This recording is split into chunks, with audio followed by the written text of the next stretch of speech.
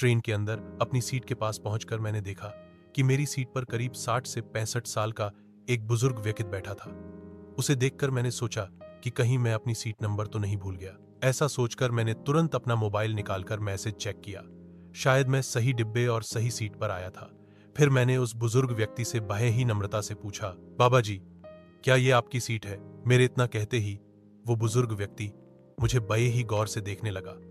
कुछ क्षण तक मुझे यूं ही देखने के बाद उसने मुझसे बड़े ही नम्र भाव से कहा, बेटा, ये तो मेरी सीट नहीं है, मैंने टीसी से सीट के लिए बोल रखा है। उसने मुझसे कहा कि मैं अभी इसी डिब्बे में किसी सीट पर बैठ जाऊं। कुछ देर बाद अगर कोई सीट खाली होगी तो तुम्हें दे दूंगा। फिर यहां आकर मैंने देखा कि ये खाली सीट पई थी, तो मैं इसी पर बैठ गया। बेटा, तो क्या ये आपकी सीट है?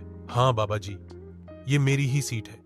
मैंने बड़े ही सहज भाव से उस बुजुर्ग व्यक्ति से कहा, ठीक है बेटा, अगर ये आपकी सीट है तो मैं उठ जाता हूं। अरे नहीं बाबा जी, मेरे पूछने का मकसद आपको उठाना नहीं था।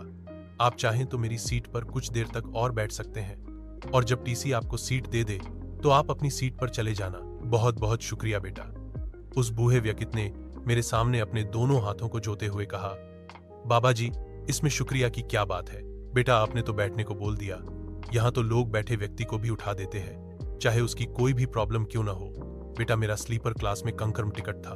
मैं ब्लड प्रेशर और दमा का मरीज हूँ, मुझे सांस लेने में भी प्रॉब्लम है। बेटा, तुम तो जानते ही हो कि आजकल स्लीपर क्लास का डिब्बा भी जनरल डिब्बे की ही तरह हो गया है। कोई भी आकर अपनी दादागिरी दिखाकर बैठ जाता है। वैसे इस समय गर्मी भी बहुत पा रही है। मैंने सोचा कि कहीं मेरी तबीयत बिगड़ गई तो बहुत बड़ी समस्या हो जाएगी, क्योंकि मेरे साथ कोई है भी नहीं। ऐसा सोचकर मैं एसी डिब्बे में चला आया। बाबा जी, आप यहाँ दिल्ली में क्या करने आए थे? बेटा, मेरी दवा चल रही है। बाबा जी, आप दिल्ली दवा लेने अकेले चले आए?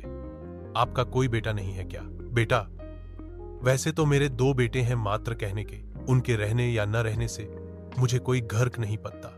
एक मुंबई में जाकर अपनी बीबी के साथ बस गया और दूसरा घर पर है।